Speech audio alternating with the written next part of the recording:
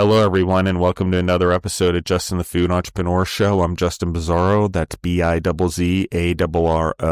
I'm your host.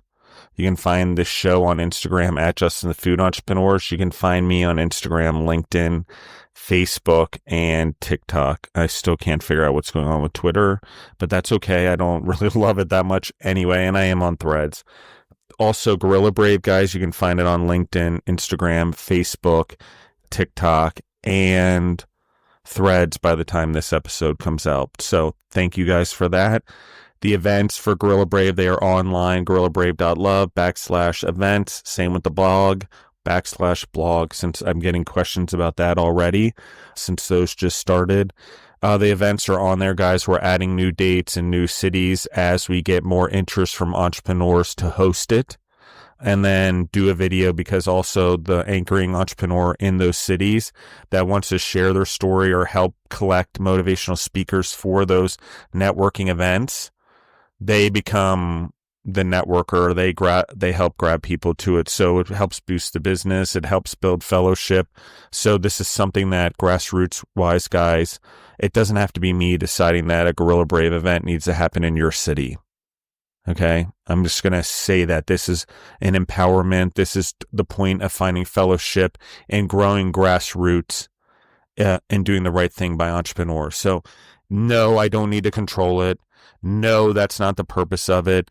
The purpose of what we do, what I do with the podcast, what we do at Gorilla Brave, and yes, some of it costs money, is to export knowledge. But I will tell you what we've done is we've flattened the basic knowledge of food and beverage, consumer packaging, commissaries, food trucks, restaurants, food service contracts. All of that we took and we gave what would cost education or other people to do it. Could you learn it online or from a library? Yes, these are all true, but we consolidated it into all one uniform thing for everyone. Little posts every day, blogs to give the information, trends, threats, what's coming, what's not coming. I pay attention, guys. I've been doing this a long time and I grew up in it. So I do understand the trends pretty well. I will not say that I'm 100% right all the time, but plant-based protein is still around, and I started messing around with it back in 1999. Okay, things like that, pay attention. Fried chicken, look at fried chicken and waffles, started messing around with that in 2000s. These trends are real, guys, and why I'm having entrepreneurs like the ones right now on the show is because it's not only food groups, it's ethnic food groups that are becoming popular and starting to squeeze their way in the world and find their way into quick service and things like that. So we need to give the information away to those that don't have the ability to access it the way we do, A, in America, or A, in middle and upper class. Okay, that's important. It's important we flatten the ability to become entrepreneurs in food. Because how? Why? Food entrepreneurs spread more freedom, more hope, more dreams are produced from food entrepreneurs. We have more impact, influence. We touch more people. We have greater influence on their lives, the planet, the plants we purchase, the animals we purchase, the things we sell in our businesses. Think about how many you sell. Think about how many people you deal with on a daily basis. Now argue that you don't have impact and influence, please. It's crazy. Like, being an entrepreneur also means that we're given a gift to do something better with. And so the reason that I always say how many countries we're in, I don't talk about number of downloads, since everyone always asks me, is because it does not matter to me. That's not by the weight of which I weigh this podcast success. By the way way this podcast success is how many lives in around the world and how many lives in the United States are we impacting by giving them information through other people's testimonies on this podcast that they couldn't access before. That is the win. We get too caught up in likes and hearts and thumbs ups and numbers, even in our churches. How many people do we have in our church? Look at our fellowship numbers are rising. It's not a valid thing, because writing things on numbers has no substance. And I get it. We weigh our businesses that way because money is tangible. However, likes, counts, all that, it only matters so much if you're in the way that you're using the influence. How valid, everyone talks about how quick social media is moving. Well, when we do a flash of the pan menu item, yes, is it the star of our show? Yes. Do I encourage it? Of course. But understand that that is not the core value of your business, the creation of crazy cool food for Instagram. It's not a core value. It's not the basis of your business, and it will not get you to the end. It may cause you the end because you become too dependent on it. But that's everything that I have to say, guys, on questions that are coming in. Gorilla Brave's a free resource for the most part. If you want to be the best of the best, I can't provide it with the magnitude that it costs to do an ongoing learning. So what is Gorilla Brave? Think about it, a university for the rest of your life. Think about it as, I am 60 years old. I don't know how to turn over my business to my children. Where can I get help? I certainly know what that's like. I was in a family business. That was crazy. The worst thing I've ever been through in my life. Why? So why do I offer it? Because I don't want anyone to ever go through a family transition of a business or a legacy planning the way we did. It should not take more than 2 years. Ever. So things like that, guys. And I always hear this, and everyone comes to me with this, Justin, like, how do I just stop baking so much? How do I just get away from the fryer?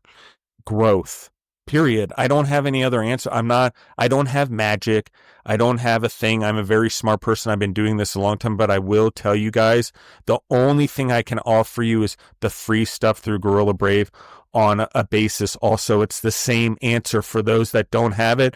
For those to you that could have access to it, you're just not using it to grow. And yes, am I passionate about it? Am I a little wound up about it this morning? Yes, because it's free, guys. I can't do anything more than do it that way. And I can't do anything more than put it out there for you guys.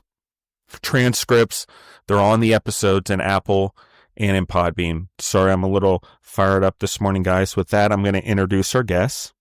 Priscilla and Sophia Teixeira out of New Jersey, Colonia and Avenel barbecue, respectively, in Avenel and Colonia, New Jersey.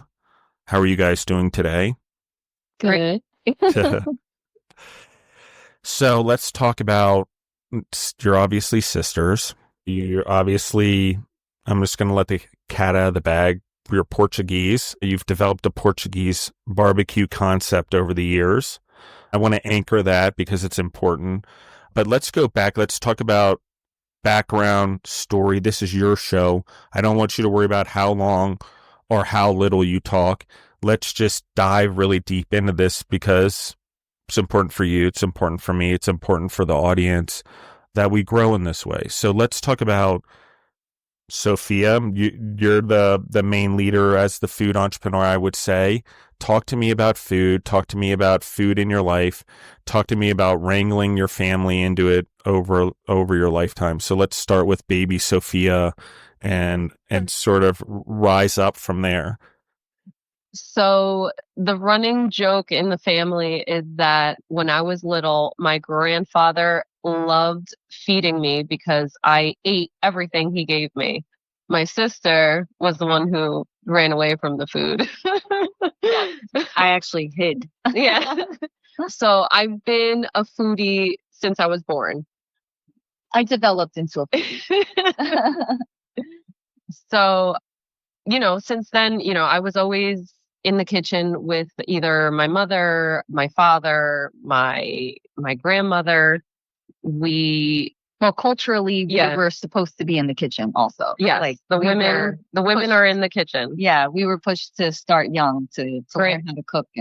Grandma in Portugal had a shop and a bar, and she cooked back there also. It was a deli with a bar. Yeah. So we were constantly around food, and if anyone, obviously everyone can relate if they're Portuguese or Italian or any type of deep culture. You're always eating. You're always surrounded by food. That's, I guess, how we show love. Well, yeah, that's how the Portuguese definitely show love. Like when you come into their house and they're filling your plate with food and you're like, no, that's good. They're like, no, one more. Yeah. One more spoonful. I know, it's the one thing I'm certain that they messed up in the love languages book. Like there was one chapter missing food, bro. What happened to you? Like, don't you know all of us eat and love and energy? But anyway, go on, guys. But that's acts of service if we want to get into it.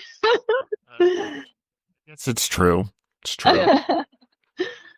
So otherwise, I guess like we've always been, surrounded by that. The one person that like I actually attribute like really wanting to do this was my godfather, Joe Conceição. He owns, or the business is still in place. My Priscilla's godmother actually still runs it. It's in Newark. Yeah. Spanish Tavern. Spanish Tavern. Oh my God. That's an edit. Chateau of Spain. Yeah. Spanish Tavern. Well, I mean, Spanish house translated, right? Close it up. Chateau of Spain in Newark. When I was about, I don't know, I guess 10, I just looked at him one day and I was like, that's who I want to be. Like, just him walking into the building, like, everyone's so happy to see him. Everybody knew his name. Everybody wanted to, like, reach out and say hi to him as he walked through. He commanded respect, by the employees, but not in the way, not in like a fearful way, or maybe a little bit. No, not really. Mm-hmm. No, I never got that from everybody. Yeah. So I was friends with a lot of the staff when I got older, and when he passed away, the line for his funeral was like around the block. It was insane. He mentored the procession of cars. Yeah, he mentored a lot of the young men that came through his doors, and it hit home for a lot of people. I got a lot of phone calls after his death, but he was a proper host, in a restaurant, how it's supposed to be, old school. Which for me, like I had a friend that passed also that had a cigar shop, and he was also proper host, just knew everybody's name that came through, knew what they liked, knew what they should try, things like that. And Joe was the same way. They were, magnetizing. Yeah. Definitely, one of a kind type of individuals. So, for me, since I guess that moment that sticks out, since I was 10, I knew I wanted to be like Joe. I wanted to own a restaurant and have that same type of notoriety.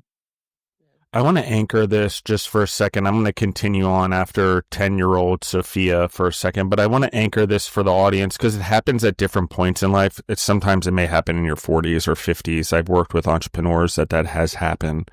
But this is what I would call, I'm going to go a theological route, and I'm going to stretch a little bit here, guys, but just bear with me for me to make the point.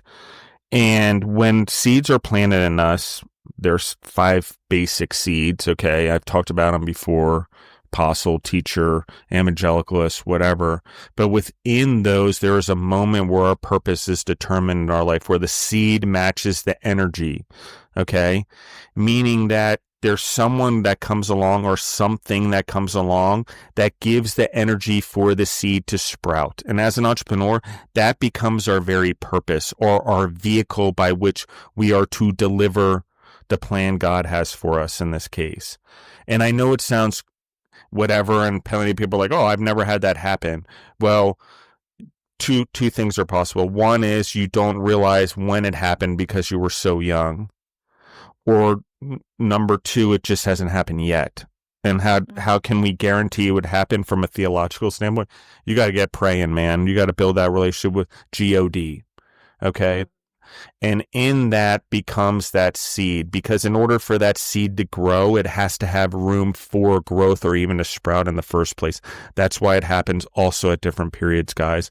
If it has nowhere to grow, it's not going to sprout. Mhm.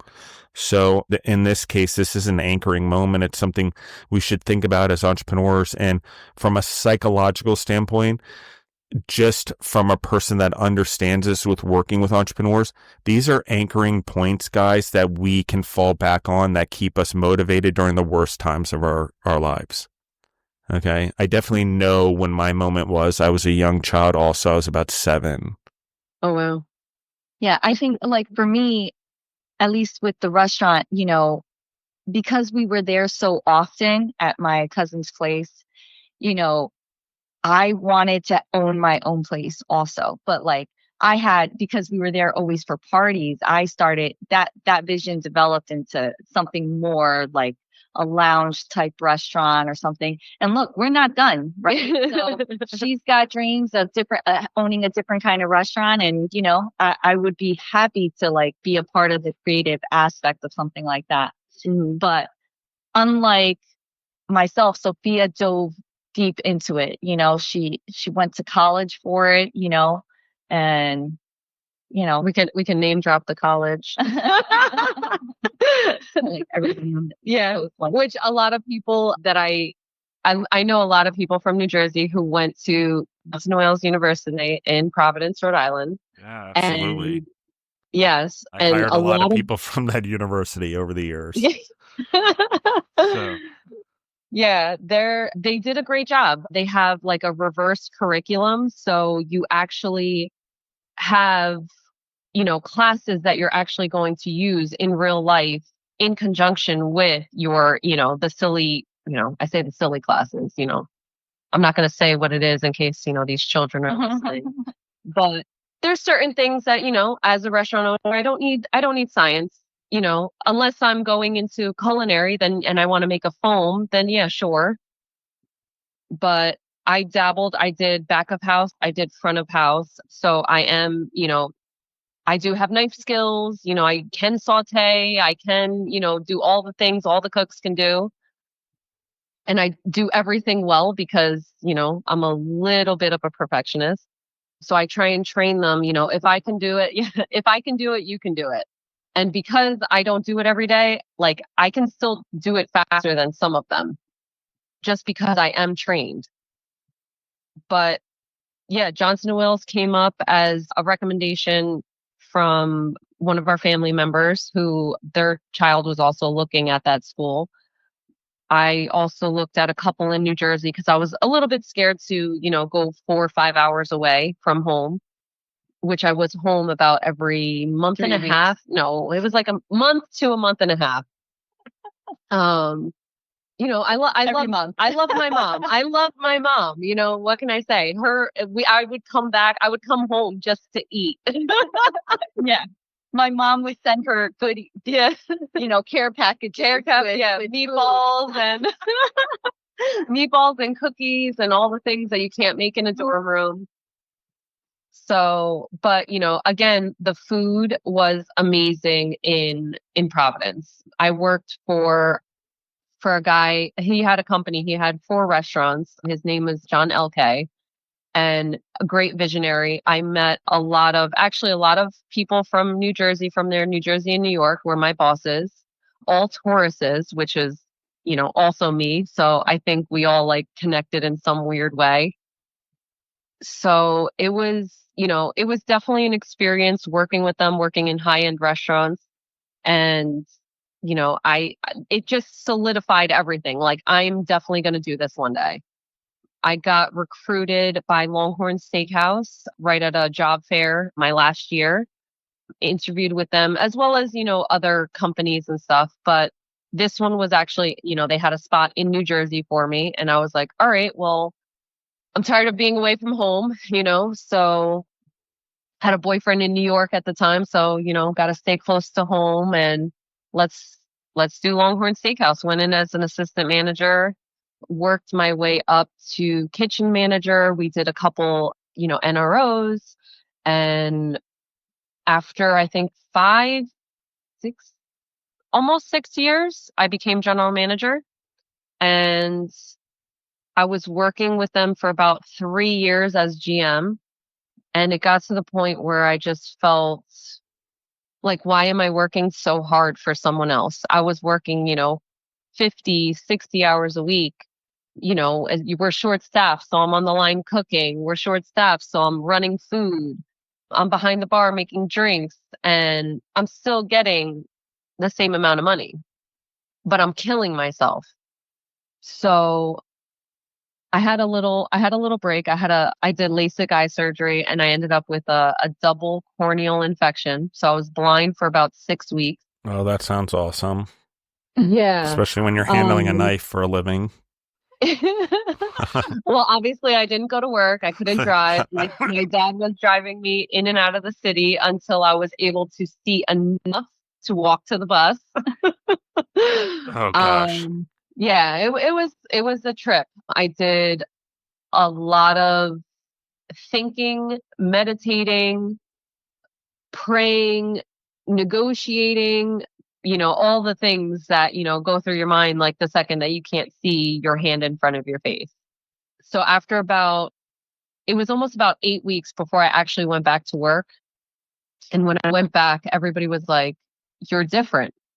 And I'm like, "Yeah, I'm relaxed. Like I'm not stressed out. And, I have a different outlook on life because everything can change with a snap of a finger." Sounds like something came along and removed the scales from your eyes. Yes. Yeah, definitely.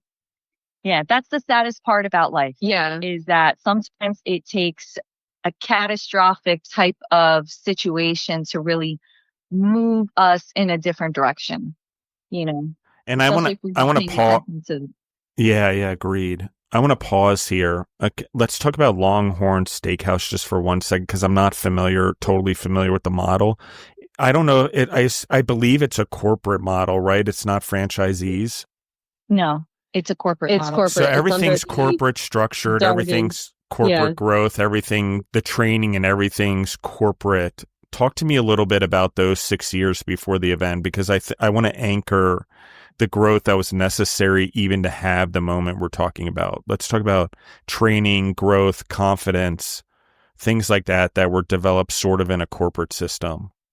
Okay. So the first year it was under a different umbrella. So they had got purchased by Darden. It was under Rare Hospitality. So the first year was like, I don't even know if I'm allowed to say any of this, but like it was crazy. Like we did a lot of stuff that we should not have. It was drinking on the job. Everything was like party because we were one of the busiest stores that I walked into. Bonuses were wild, like it didn't matter. Like we didn't have to try basically for bonuses. For training wise, it was about, how many weeks was it? I think it was about 12 weeks total. After about 8 weeks, you go down to corporate. You have to, meet everybody, take a test, do all the, handshaking and everything, which, for me, that was easy. Like I just came out of school. So studying was, nothing to me. And then from there, after the first year, or yeah, I think it was after the first year, I think 3 months before that, they had opened another location within, I don't know, maybe like 10 miles away. Mm. And we lost half of our business. So we went from the busiest store to now, to like nothing with all the same staff and, all that stuff. So basically we had to, go into cutting costs, cutting labor, actually paying attention to doing the things that we were supposed to be doing, right? Because when the money is flowing in, nobody cares about the little stuff. So going into, scraping the honey mustard out of the gallon container, every little penny was counting. I don't know. It was a little crazy, so the first year, I sat down with the boss who hired me and he told me that I wasn't getting a raise. And I kind of looked at him and I'm like, well, why? Like you told me when I was hired that, after 1 year I would get a raise because, I already know I got hired low because came out of college with, quote unquote, no experience, even though I had been working since I was 16 in restaurants. I was, head host at my last job. I had done an internship, opened a cafe for what, not a cafe. It was like one of those new stands, so I had to create a menu, create a flow, all those things. Like I had experience, like I knew I could run a place. So, but they lowballed me because, on top of it, I'm also female. So, over the years, I found out what the other guys were coming in at with no experience, or, servers like, getting promoted from within, automatically getting more money because they were servers and they have to match their income and things like that. So definitely going into the corporate setting was eye-opening, very political, sometimes cutthroat, but training wise, like training was easy. Like, I don't know, for me it was anyway. What do you mean easy? Like learning recipes and, learning As a manager, how to train the servers, how to train the bartenders, what to watch for, learning how they can be stealing from you. That's always the number one in any business, really. I don't know. Learning to know when to ask questions, because, you also don't want to look stupid as the boss. So it's either, you do your own research prior and then you ask the questions once you don't, understand like which metrics you need to be hitting and why that's important. But for me, it was all about customer service. Like I could probably still walk into some of those places and recognize either a few employees or a few of the customers. Getting to know them as people was the most important thing to me. Like making sure nobody left unhappy was what I strive for. And basically what Longhorn taught us was, the guest is always right. Mm-hmm. Okay, so you have a lot of this experience, information, yet seeking independence because of what was planted into you as a child, wanting to do this, wanting to run your own show. It's still in there. When you lose your sight, there's obviously the thought that it may not come back, which may mean a career change, right? It would mean you'd have to choose a different path.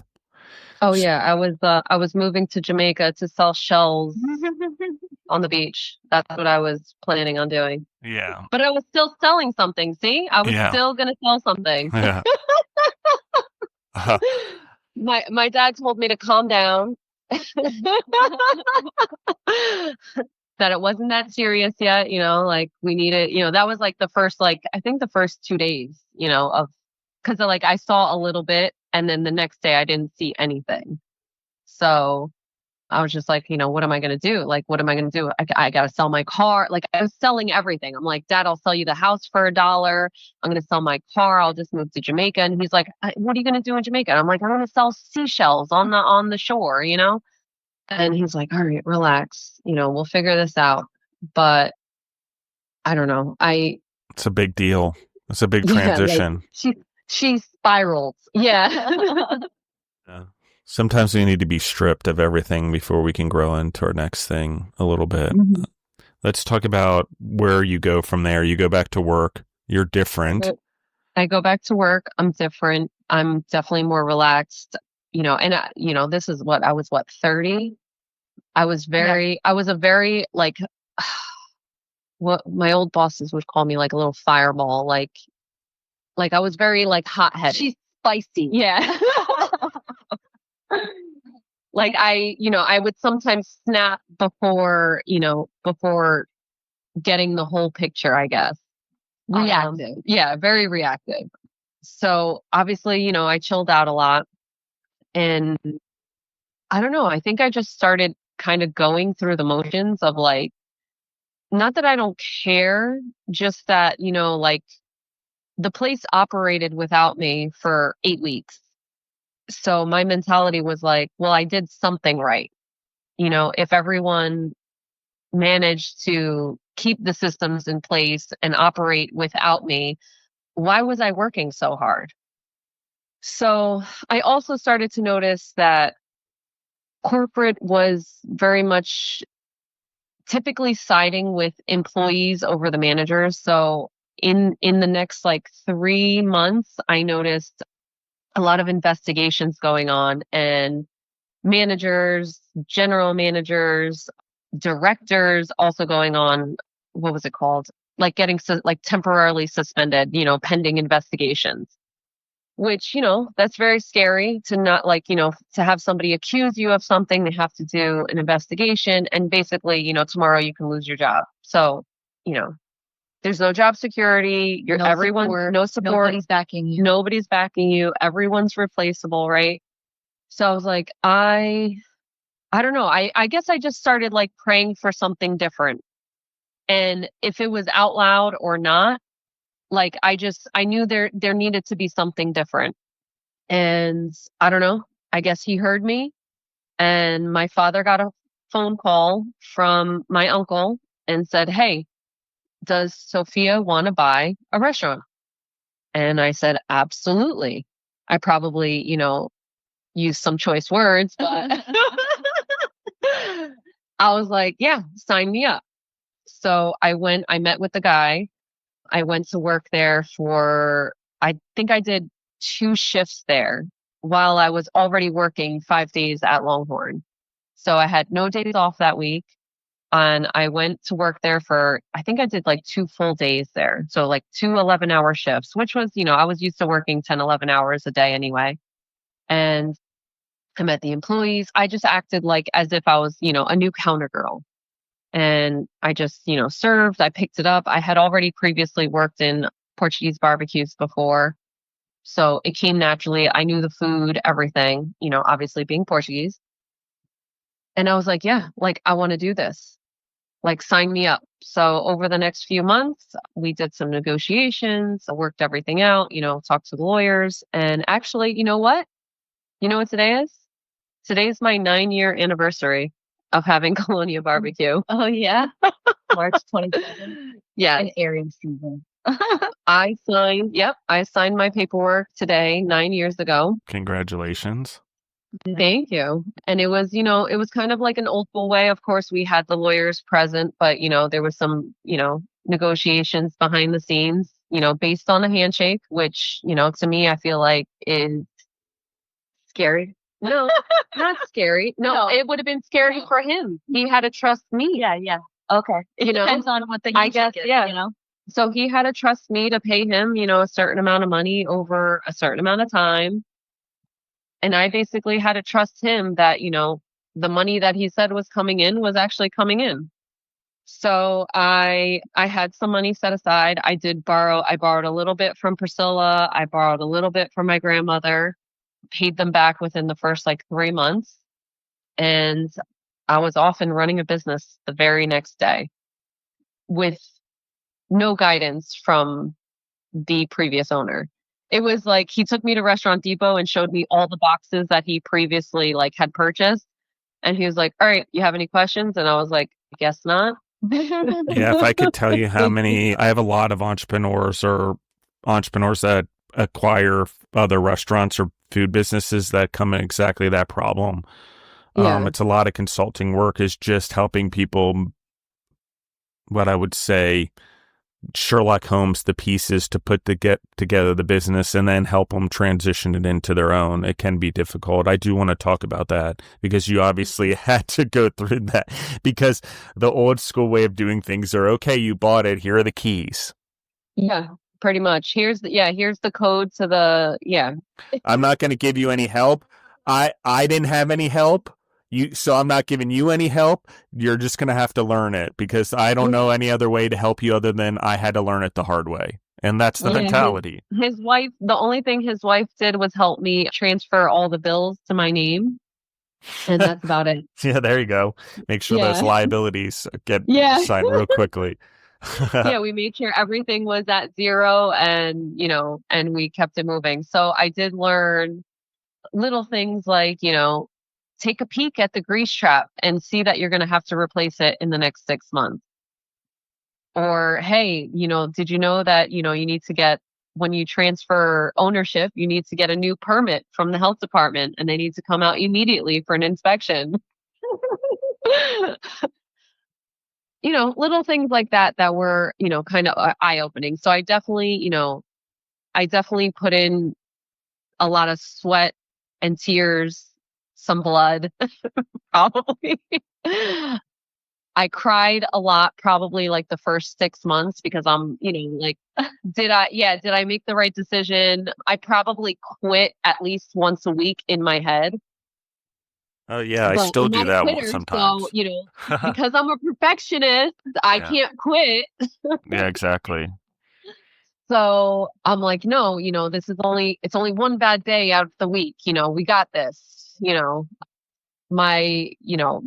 My dad, my mom, my brother, my sister helping me, putting things together, painting, picking, I don't know, like I have family members that go, I've been collecting plates to put on my Colonia walls for the last 9 years, and I have not one plate up on the wall right now. So they're all actually like in my, what's it called, my courier.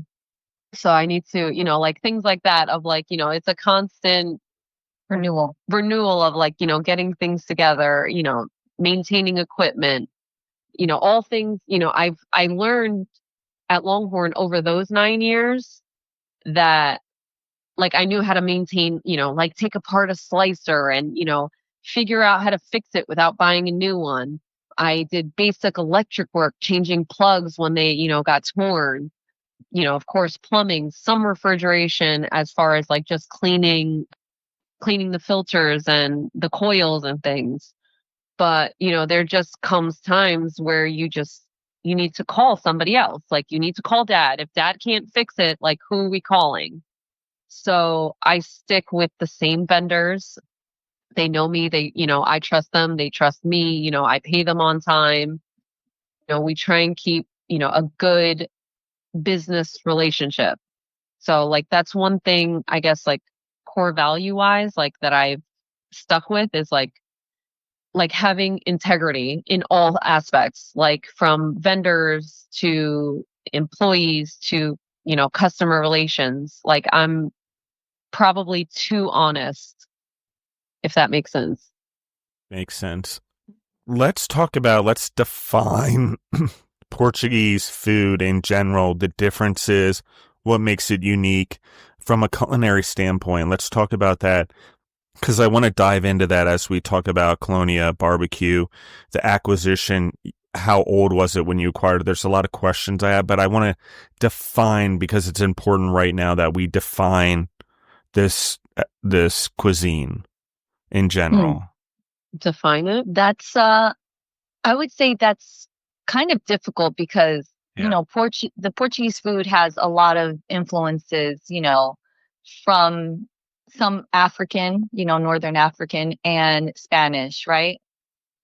But so in our restaurants are like equivalent to like Portuguese fast food. So the chicken is, Chicken and ribs. Yeah. it's, Chicken and spare ribs. yeah, it's not like Boston Market rotisserie, right? It's, we cut open the chickens and we lay them on a grill that's rotated over open flame. And it's really the marinade that I think that we put on the chickens that really brings the flavor. Well, and the smokiness of the charcoal. Yeah. Doesn't have like that. It's like barbecue, like doing it like it's how we used to do it at my grandparents' house in Portugal, like over the charcoal in the backyard, turning it slowly. Yeah, but that you were turning by hand. So Yeah. you had to stand there. You had to stand there and turn the meat by hand. Yeah. But very, I don't know, fresh flavors, very simple, salt, garlic, Yeah. The secret hot sauce. Yeah. Like I'm sure you've heard of the beady pepper. Like at Avenel, we've made our own hot sauce with that. And some people ask for it. Yeah, we call it the spicy lovers. Yeah. Chicken barbecue, or we smother it in that spiciness. But Portuguese, like shrimp and garlic sauce, like that's always been a big hit. That's like at every Portuguese restaurant you ever go to, they have to have that. Otherwise, they're not Portuguese. Yeah, bacalhau, like the codfish, grilled codfish with boiled potatoes, some vegetables, and a fresh chickpea salad. Yeah, everything just fresh Yeah. food. Yeah. What Yeah. else? Yeah. Yeah, I want to No, anchor. I want to anchor it a little bit for you guys. Portugal was obviously had colonies during that time in Africa and South America. So there's a lot of sharing of foods and ingredients from those areas. Actually, some of the best Portuguese food I ever had was in South Africa.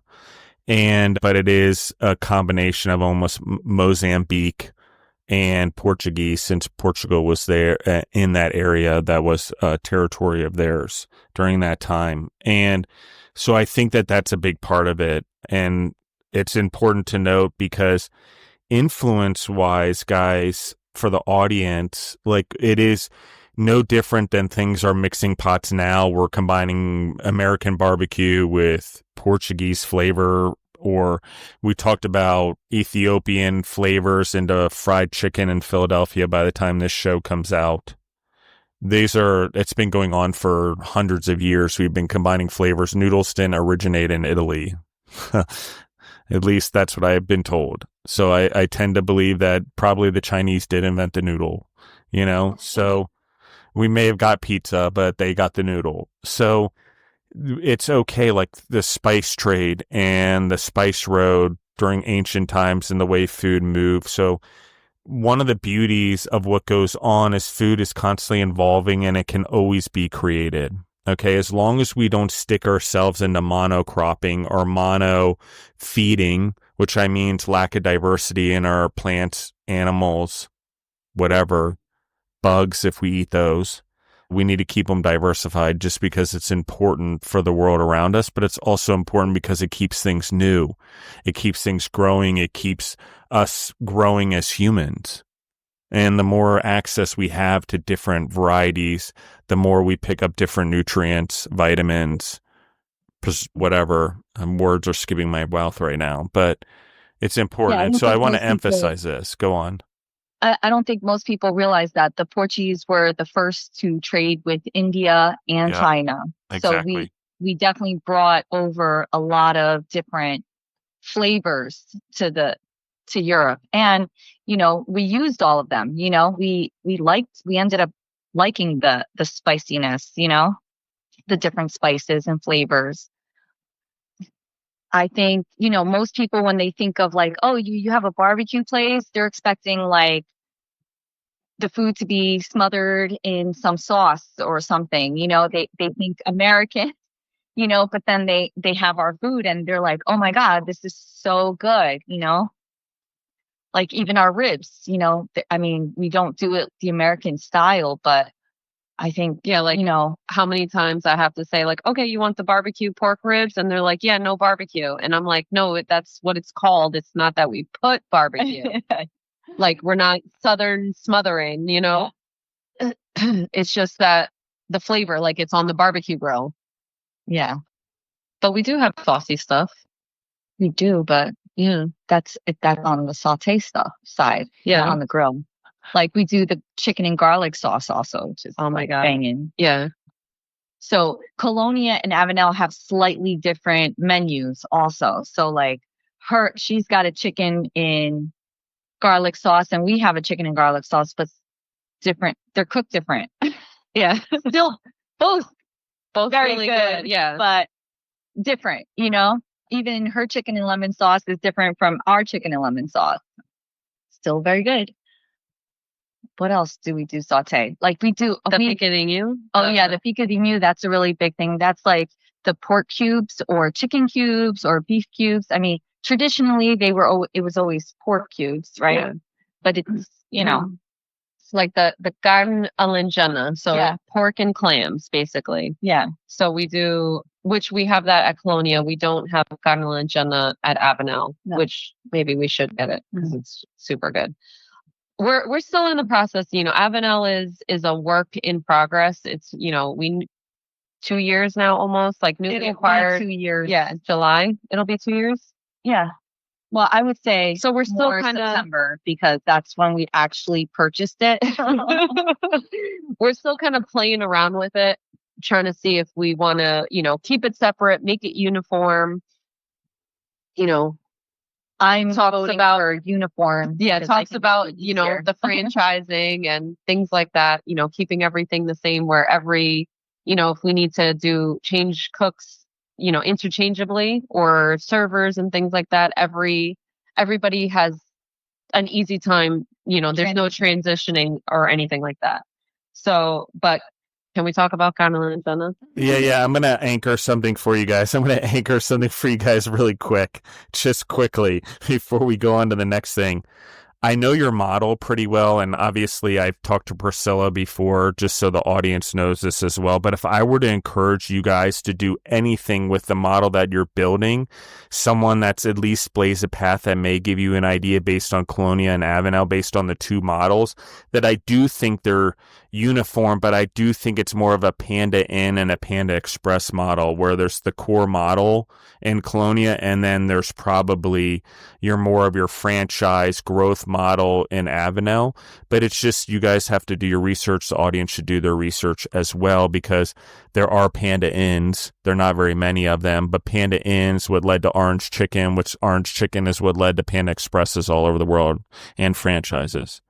Okay. No different than Danny Myers, multiple restaurants. Oh, I'm going to do a burger stand for community service in the park. Oh, people really like my burgers. Oh, there's a shack for rent. Oh, we'll create a company called Shake Shack in the park in New York because we have an all-star burger. It's similar to that. It's okay to have your core things and keep the legacy and the creativity there on a high level, but have something that you can expand and grow and scale. But it's up to you guys. I don't know your model totally, but I'm going to plant seeds, and hopefully it goes in one direction or the other. Yeah. I'm going to ask this question. Let's talk about, you acquired employees, you acquired a business, you acquired a menu, you acquired a business model. How many years was the restaurant in business? Colonia was in business for how long? They were in for a while. They had changed owners, so it had two previous owners before me. So the person I took over for had it for, I think, about 2.5 years before he decided to sell, because I took over his lease. So it was a 5-year. A 5-year. So yeah, I still had 3. Yeah, so it was about 2 years he had it. Okay, talk to me about going in. Go. That previous owner also owned other locations. He had 3 other locations. He sold off the 2 smaller ones, kept the larger one. And I think probably about 4 years ago, like it was sometime during COVID, he sold and he moved and opened another one up in Flemington. So he got something a little smaller. He's, closer to retirement age. I'm pretty sure his lovely wife was yelling at him that he was working too much. And he got sick too. Well, yeah, he got pneumonia during COVID and was in the hospital for a bit. So, God bless him that he's doing well. We're still in contact. We still chit chat back and forth if we need anything. More me than anything. But he's a great guy. So yeah, we took over. Yeah, I guess after. After about he had it for about 2 years. Yeah. So now you're like a change management expert in some ways. So you've taken on 2 of these. Let's talk about transitioning. You take on existing employees, existing menu items, existing problems. Talk to me about battling through those in both businesses, because culture can be strong even in businesses that are only 2 years old. Bad culture can be strong in some cases. So for Colonia, I had a counter person that was just very, either you loved her or you hated her. Like that was the general consensus on her. To me, she was not good. She was stealing. Like I caught her a couple times. And after about, I think like 8 or 9 days of working with her, she was like, "Today's my last day." And I was like, "Great." Like I don't have to fire anybody. As far as like the cooks, I'm trying to remember. I had good cooks, but I think because they came from the main location, some of them, they were a little more stuck in their ways. Yeah, definitely like stuck in their ways, a little like, I'm the chef type of thing. they definitely let me crash and burn a couple times in regards to like ordering food and like, because I didn't know, like, hey, here's what I order, but not how much, like, so there's a couple times where I didn't order enough. We ran out of things and they would let me crash and burn and I get it. Like, I'm a woman coming into a business. Yeah, I was going to highlight that part. Just Yeah, going from a male owner to a female owner in the restaurant world it does add another layer of difficulty. But it's not something I'm not used to, because remember, I worked at Longhorn for 9 years. I did new restaurant openings. It's always a male kitchen. Like 9 times out of 10, this is like a whole other conversation. I know, the oozing of the ego in a kitchen is, no one in the world understands what it's like, the ego that comes out of a kitchen. It doesn't even matter. Somehow, I don't know, by the nature of the business, you strap on your super ego as soon as you enter the restaurant. It's the craziest thing. Anyway, go on. So, crashing and burning a few times. Basically, I had to earn their respect. So a few times I'd cook right alongside them. I would prep right alongside them. Like, I learned all the recipes just by watching, because nobody wanted to teach me anything, because they basically expected me to crash and burn. So I picked up a lot of things. I changed some of the things that I didn't like. As far as employees, it was kind of like, I hired, which, I'm still good friends with Kelly. She's one of my first employees there after the other girl left. And how she was trained was like, here, answer the phone. Over the years, or over the weeks, I taught her, customer service. This is how we do this. She luckily already spoke Portuguese, so that was easy. We have a lot of Portuguese and Spanish clientele.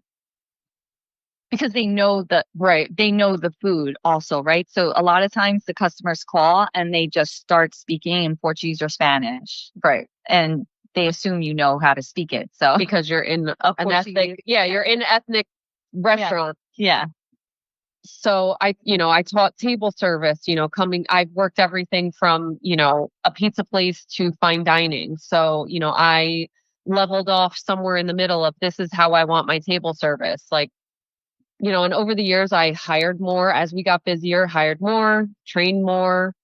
I think I've only fired maybe like a handful of people in 9 years, maybe like 5.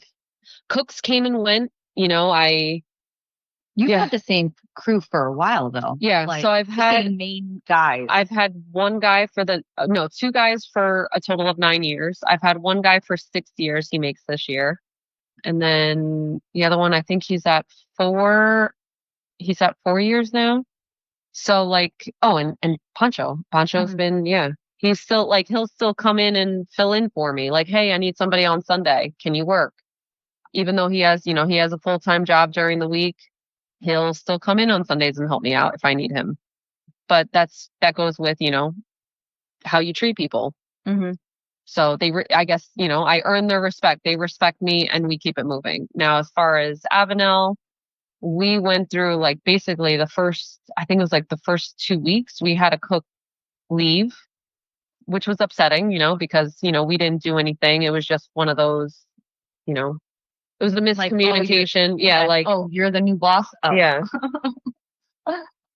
So we have a couple of the original guys from taking over. We've hired 2 more since then. And as far as the front of house, we had one of my girls from Colonia. I had her move over to Avenel, and she's never been happier. She's amazing with the customers. Again, speaks Portuguese and Spanish.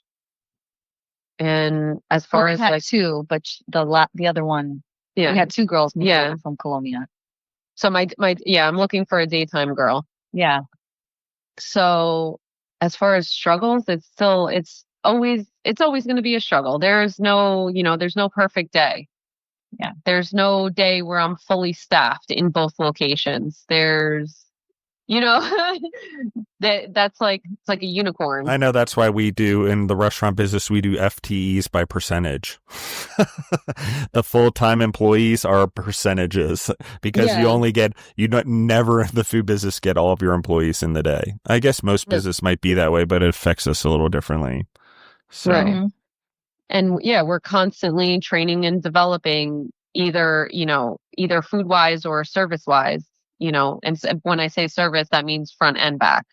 There's always something to improve. There's always something new to learn or a different way to do things. And with employees who have been there already, there's sometimes resistance to that development and that mentality, that growth mentality of like, change is good. Like there's always a better way. We can find it together. Yeah, it's definitely not easy for sure. Even in the front. Yeah. I still like working them. I know you talked about like, guerrilla brave and not being sauteing or serving, but like there are days where I just go in to do it for fun because I enjoy it so much. Like I love going in and talking to my customers. And now it's funny that, some of my, I see my customers from Colonia at Avenel and they're like, you're here? Like they feel like they're cheating. They're like, oh, but I really like the way they do this here. Yeah. Over there. It's like, it's just funny.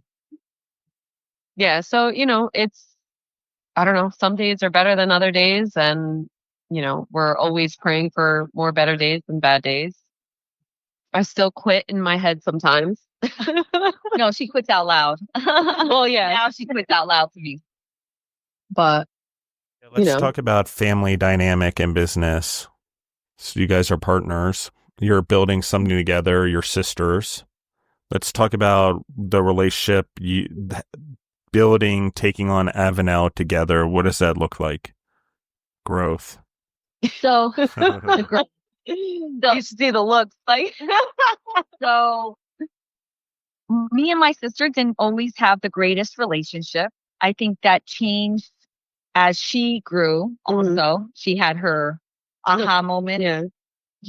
I had my moments when I would sit with her to try to create that bridge.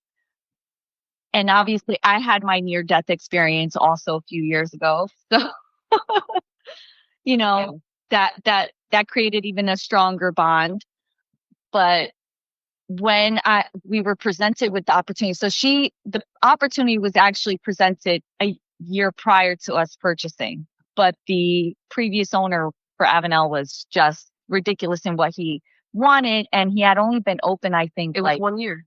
Was it 1 year when he was trying to sell? Like, so funny, he had funny nothing. story. Wait, funny story. So when he first opened the place and we tried the food, I said, I'm going to own that place next year. And within 1 year, he came and offered it to me. But, yeah, it just took a little longer. Yeah. But we got it at a better price. There you go. So, yeah. Yeah. So, well, she was offered it before. She's like, I told her, I was like, go, like, we'll go together. I'll help you in whatever way I can to acquire it, to help you grow. I have been more of a support. Like I look at Sophia like this is what she's been in. She knows the industry. She's very clear about expectations and what she wants. So I stepped in as financially, but more also to help, like, be the muscle if necessary, right? To help her achieve the things that she wants to achieve. It's not always easy also because she has done everything on her own for the most part, right? So trying to get her to relinquish responsibilities is not easy. But overall, I think our communication has been fine. We haven't had any. We can have an argument, hang up on each other, and then 20 minutes later call about and talk about our lives. Yeah. Something else, right? I mean, we just went on vacation together and I told her, I'm like, this is crazy. We should have had the business pay for this because, we're talking business. You end up talking business on vacation together. You can't help it, and she'd be like, I don't want to talk about this. And I'm like, but it's okay. Like, it doesn't have to mean anything, more than the conversation, right? It's just like brainstorming opportunities or, we're taking pictures at the airport of different things that we're seeing. Oh, maybe we should implement something like this. Yeah. but it's kind of nice. It's kind of nice having that type of partnership. I'm gonna call the accountant and tell her to write off everything you put on the card. Yeah, there you go. I want to talk about this real quick because I think conflict resolution culturally, Spanish, Portuguese, Italian, maybe even Greek to an extent, but I would talk about, I think it's this. I think in families, while the outside world is like, oh my gosh, what's going on? You argue, and then 20 minutes later, you're a friend. The thing is nothing's left unsaid, and the resolution is an agreement. The resolution is that we all live in truth, because we aren't afraid to just say it to one another, and we're not afraid to understand that it's okay that we said it, and we're forgiving adults that are able to make amends and forgive, and we move on. Is it always done healthily? Of course, in my family and other families, it wasn't. But I will tell you, I didn't totally understand it because of growing up in an Italian family. Conflict resolution was different because the conflicts didn't really happen, even though people thought things were conflict. It really was just things bubble up to the top. It sort of comes out. 20 minutes later, everyone processes it. The truth has been told. There's resolution in truth. There doesn't need to be resolution and agreement, just that everyone can operate from a place of truth. I think that that's one of the things I've noticed the most as I've stepped out of being in family businesses or being an entrepreneur from such a young age, and now gone back out in the world and do consulting and coaching and doing the podcasts like this, is something that I didn't realize even in my own company, is that conflict in my family, or culturally how I dealt with it, people would say it was East Coast, but everything rose to the surface quickly. It was said even in the moment. Is it cutting? Is it nasty sometimes? Is it inappropriate? Yes. And apologies need to be said. Yes. But the thing that I always find is that nothing's left unsaid. We never apologize. Yeah, I'm sure. There's there you go. Well, you have some then that's unspoken in some ways, but I'm sure there's not resentments, at least not many. Yeah, no. Like no. I've learned in dealing with many of my family members that, because not everyone is on the same level in terms of communication, right? So I feel that I've grown into a great communicator. I want to communicate in the most respectful, understanding manner possible, right?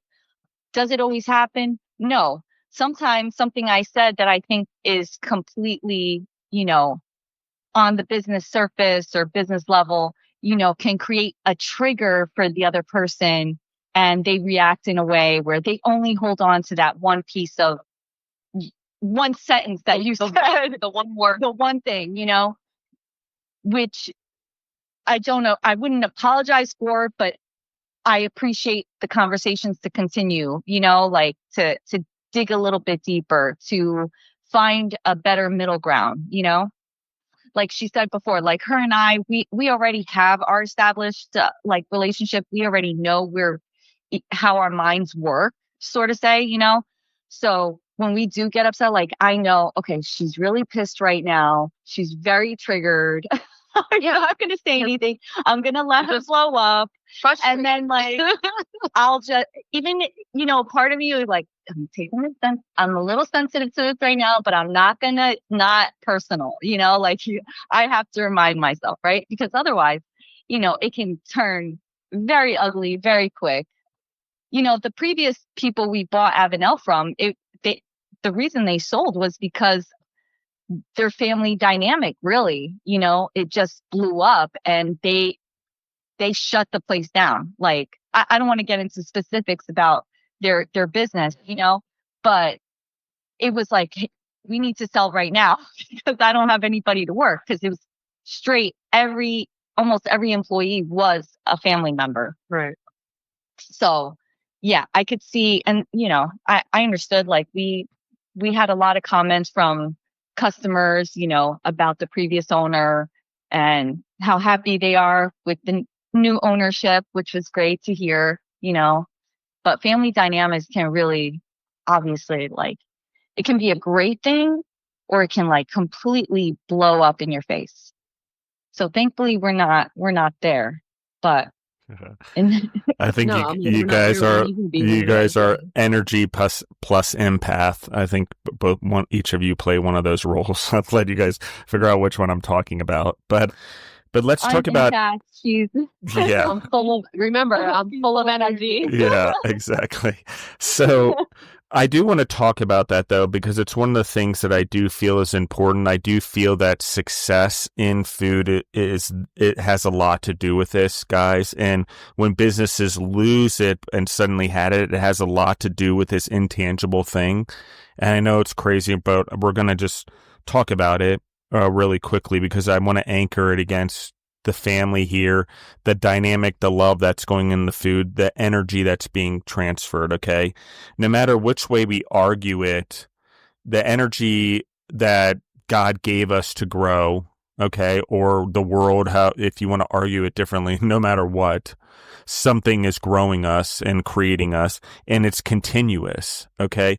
That energy grows differently. If it's a plant, we can understand that this plant grows different in this soil versus this soil that's organic. Okay. Fundamentally, we can understand contaminated soil versus organic soil. Okay. What's better? I'll let everyone fill out the gaps, but parts of the world grow things better than other parts. Okay. That's just part of the energy that goes into producing something. What we're also talking about is love. And I want to anchor this because there's a lot of studies around this right now in water, and they are legitimate.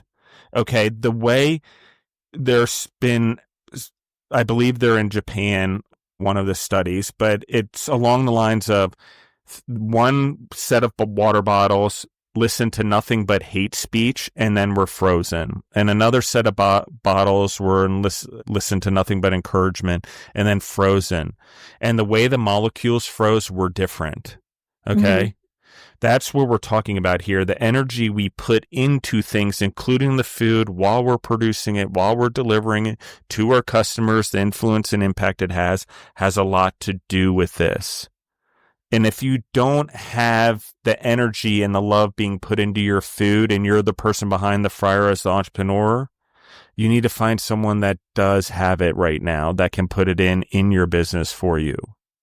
Okay. And I know this is a crazy thing, guys, but it is true. Energy runs your businesses as entrepreneurs. And we can all see that in leadership, our businesses are reflections of us.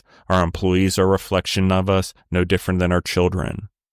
So the energy we put into everything we do has a lot to do with it. And the energy we bring from our homes into our businesses, the energy we choose to allow into our lives has a lot to do with it because it does, whether we like it or not, as entrepreneurs, trickle down through our business.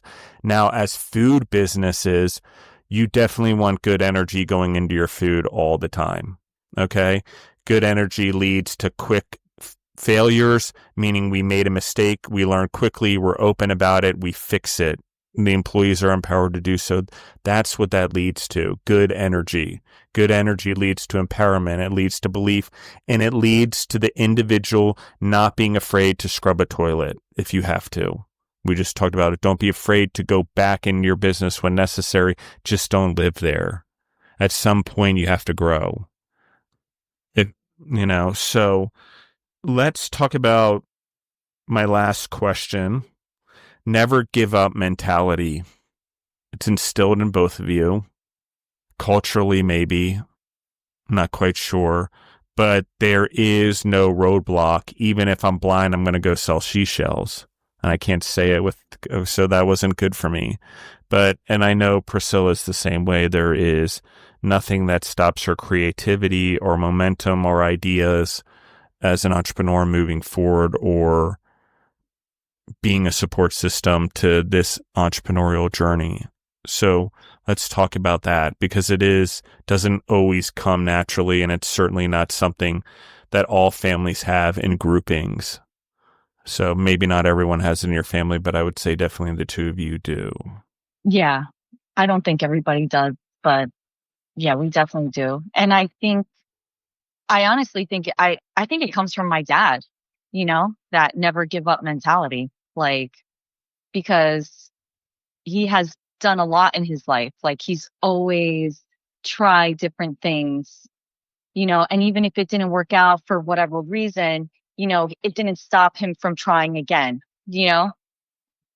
Like he's had like, yeah, Well, like 'cause a my dad- career change. Yeah, my dad, he's been in the car. He was in the car sales industry as a finance manager, but just before that, he had also owned like a little grocery store, which had like a book, like he was a butcher, yeah. butcher, so he knows how to cut up the meat also. So like everyone's kind of got.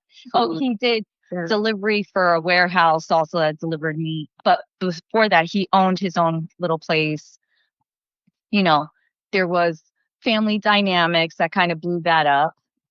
But he had, at that point, had already had another business going, which again, there was family dynamics that blew that up. And then he went into the finance department because at that point, I think I was coming into the world, and I think my mom, he needed to provide more of a steady, some stability. But again, that was still sales, right? So he still Customer service. customer service, all that. He later ended up having a career change and opened up a mortgage company, and he did that pretty quick too. Within a year of being his first year as a loan officer, he went off and opened up his own branch, just that tenacity from him, I think was, for me, seeing that like drove me to be more independent also. Like I could do this. I don't need anybody kind of thing.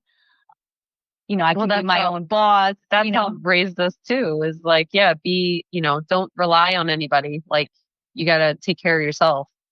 Yeah, to some degree. Really. Yeah. I feel like it was more, for me, it was always, you have to take care of others. I had to take care of you. I had to make sure you take care of your brother. It was a little bit different. And though there weren't restrictions on what I could do, there was restrictions on what I could do. So, do everything, but you don't want to do that, Yeah, exactly. Yeah, so I think that really came from them. And just seeing also like we come from a very entrepreneurial family. So, it wasn't just my dad. We had one of my youngest uncles, he was, I can't remember him having a job. I think he's always been self-employed, like on some level. Now he's got a job.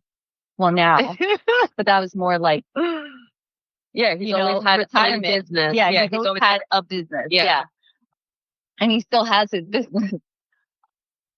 Just the hustle, like the grind, the grit to, and though, they didn't always deal with the stresses in a healthy way, I think that's something that we learned from.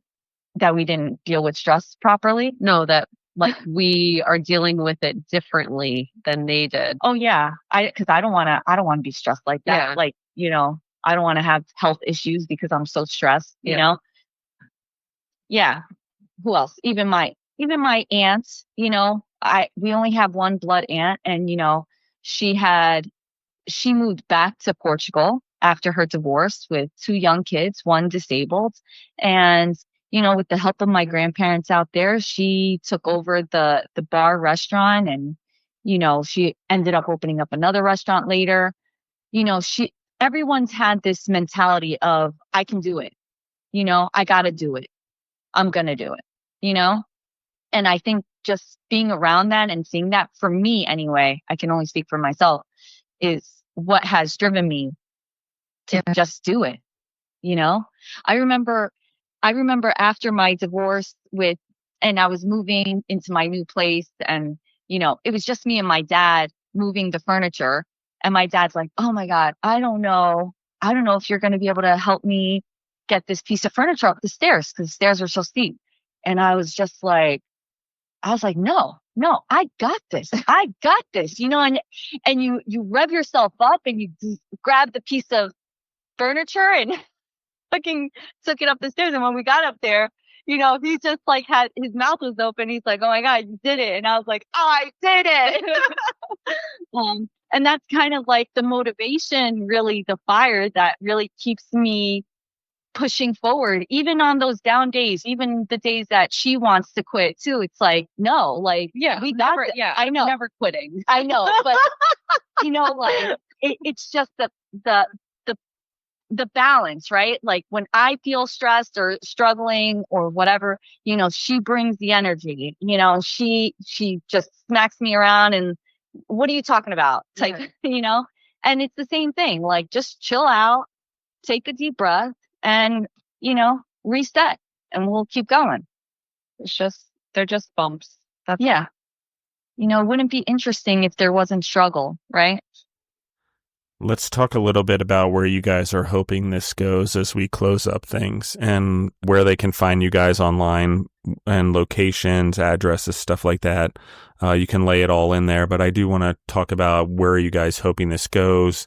Obviously, you're talking about it together as sisters, business partners.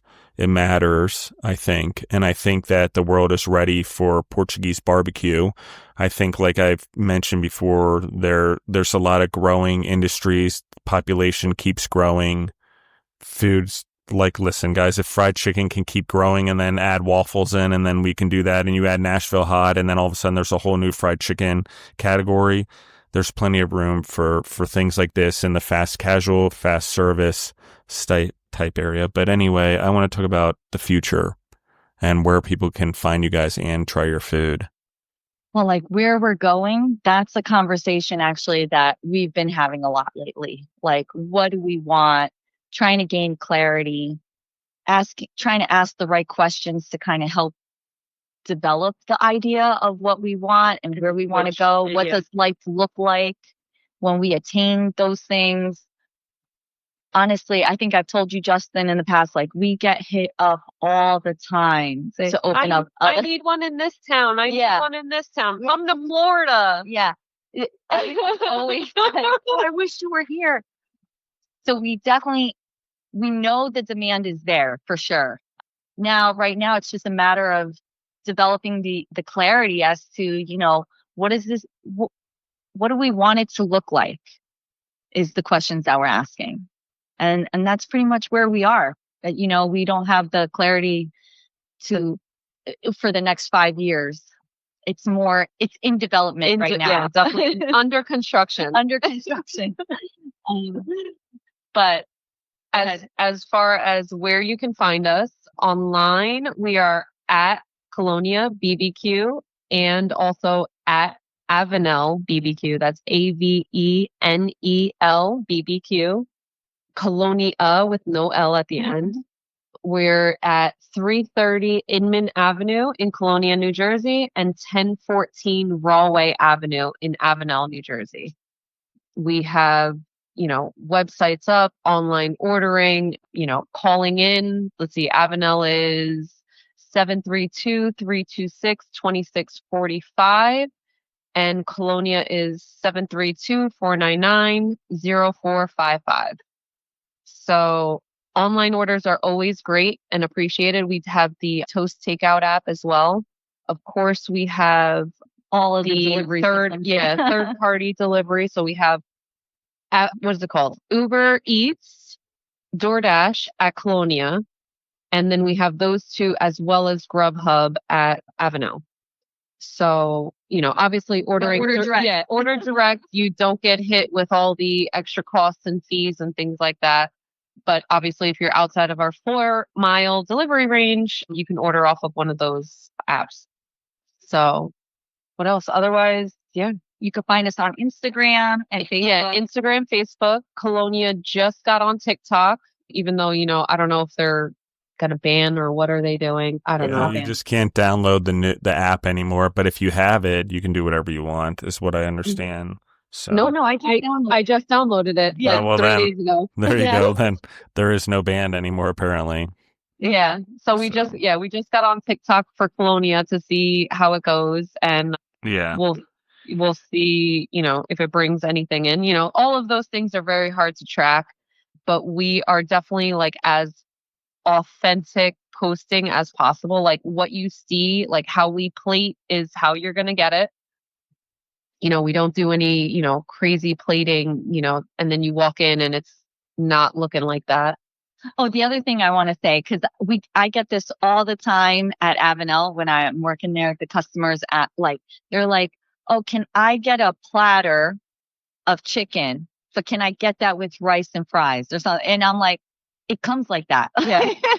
It comes with rice and fries. Yeah, all of our orders are pretty much served with 2 sides except for the sandwiches. Yeah, it's like a little bit of like family style. Really, is our food. So yeah, we joke about, people complaining about costs, but we went somewhere for lunch the other day, my sister and I and 2 of the kids, and I spent $47, okay, on fast food. That's not healthy. Okay, I'm like, I could have bought 2 chickens at this price, and I could have fed 7 people. Yeah. Yeah, exactly. And I could have had a salad. Yeah. Or veggies. Last question, even though I said that was my last one. Both of your favorite parts in the business as we close up, because I think it's important. What are the favorite things you're doing right now in your respective roles?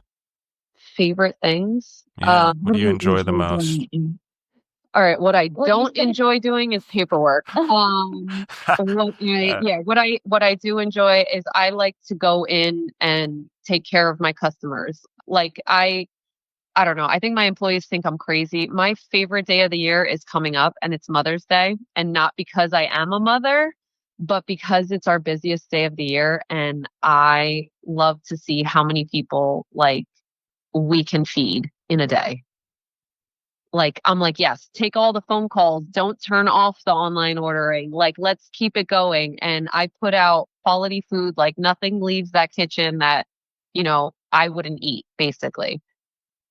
So to me, that's the most fun for me is being busy, taking care of the customers, still having time to say hi and chit chat and, see how their families are doing. Cause of course, over the years, we make a lot of connections.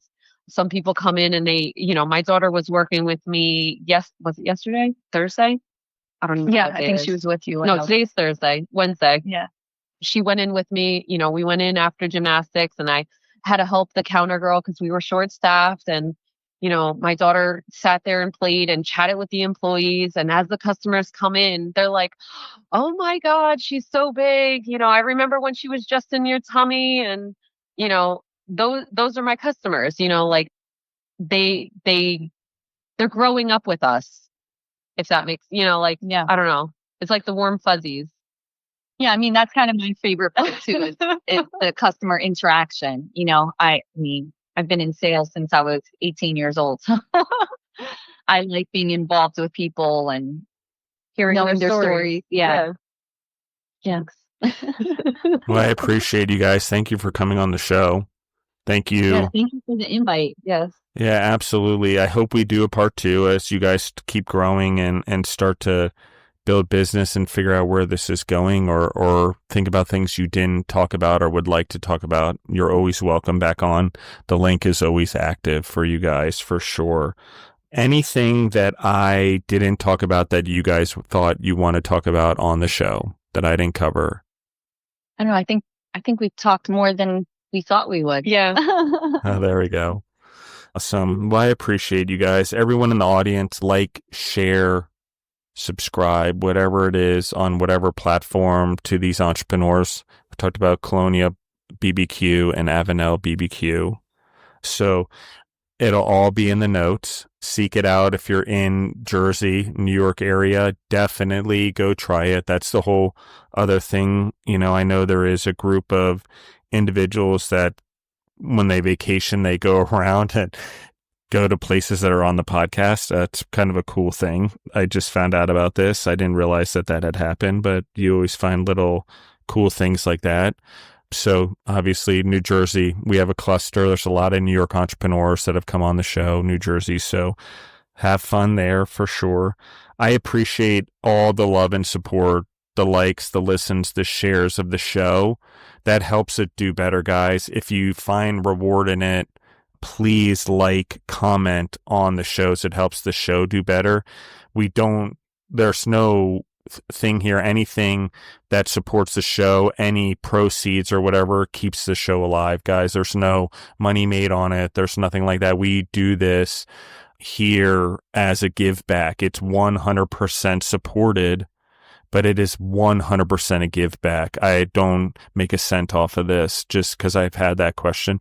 This is 100% me giving back to the community that has supported my family and my friends and my livelihood for a long time, generations. Okay, so where I am today, the gifts that I've been given, the compounding of the legacy, good, bad, indifferent, led me to be able to create a lot of jobs in life, support a lot of dreams. You know, God instilled that in me and allowed a group of individuals to come together and do that. I did not do it on my own. I did not do a majority of it. I didn't even do a fraction of it.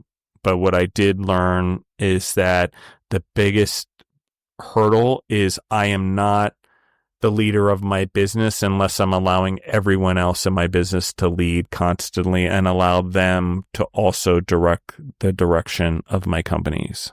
I know it's hard at the beginning to understand that because we have to stay so steadfast and strong in our journey. But as we do get bigger, guys, the best thing we can do is grow the humans so they can grow our businesses. That's it. It's that simple. Once the business is grown, it's like a child. It becomes, farther and less and less and less and less dependent on you as it grows. It should be like that, no different than your child. And what does that mean? You teach them how to survive in the world on their own in general, right? Grow in the world, go lead in the world, go be your own person, dominate. And this is a safe place and a good environment to do it in our business. And I will listen and you will get to lead and you will feel heard. So that's just for everyone. That's why family businesses, while people see the negative side of them, in a lot of cases, that is the positive side. Everyone's working for a common cause, common purpose, common legacy, common goal. So thank you guys again for listening in. I love you guys and we're out.